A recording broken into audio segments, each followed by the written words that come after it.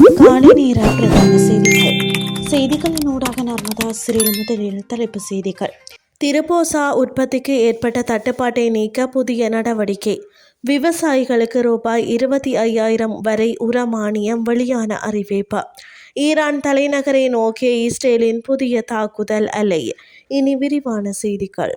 நாட்டில் போசாக்கு குறைபாட்டை நீக்கும் நோக்கில் விநியோகிக்கப்படும் திருப்போசா உற்பத்தியை தடையின்றி முன்னெடுப்பதற்காக 2026ஆம் ஆண்டில் 15,000 மெட்ரிக் டன் சோளத்தை இறக்குமதி செய்ய ஸ்ரீலங்கா திரிபோசா லிமிடெட் நிறுவனத்திற்கு அமைச்சரவை அனுமதி வழங்கியுள்ளது.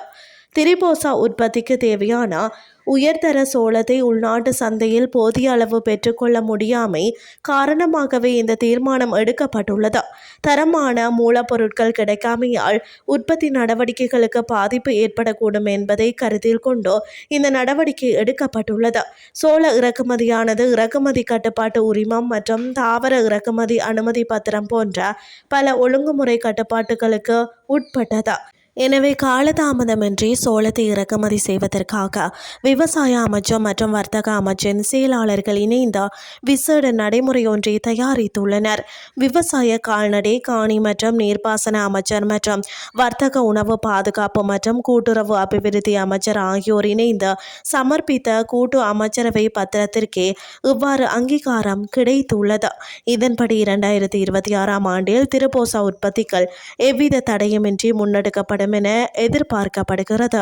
2026 சிறுபோக நெல் சாகுபடியில் ஈடுபடும் விவசாயிகளுக்கு உரங்களை கொள்வனவு செய்வதற்காக நிதி உதவி வழங்கும் திட்டத்திற்கு அமைச்சரவை உத்தியோகபூர்வமாக ஒப்புதல் அளித்துள்ளது.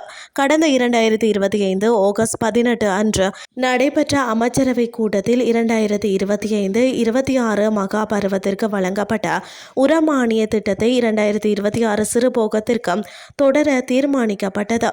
இதன் அடிப்படையில் வேளாண்மை, நிலம், கால்நடை மற்றும் நீர்ப்பாசன அமைச்சரால் சமர்ப்பிக்கப்பட்ட முன்மொழிவின் கீழ் நெல் சாகுபடி செய்யும் விவசாயிகளுக்கு ஒரு ஹெக்டேருக்கு ரூபாய் 25,000 வீதம், ஒரு விவசாயிக்கு அதிகபட்சம் 2 ஹெக்டேர் வரை நிதியுதவி வழங்கப்பட உள்ளது.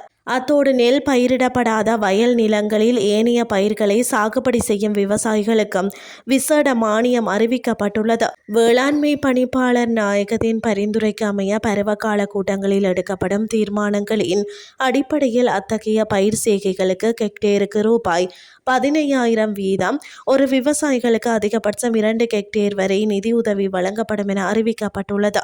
இந்த நடவடிக்கை நாட்டின் விவசாய உற்பத்தியை ஊக்குவிக்கும், விவசாயிகளின் பொருளாதார சுமையை குறைக்கவும் எடுக்கப்பட்டுள்ளமை குறிப்பிடத்தக்கது. இனி வெளிநாட்டு செய்திகள்.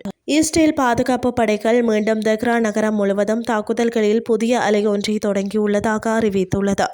ஈரான் ஆட்சிக்கு உட்பட்ட இராணுவ கட்டமைப்புகளை குறிவைத்து தெஹ்ரான் முழுவதும் கூடுதல் தாக்குதல்கள் ஆரம்பிக்கப்பட்டுள்ளன. இந்த நிலையில் குறிப்பிட்ட இடங்கள் குறித்து மேலதிக விபரங்கள் வழங்கப்படவில்லை. பின்னர் கூடுதல் தகவல்கள் வெளியிடப்படும் என கூறப்படுகிறது.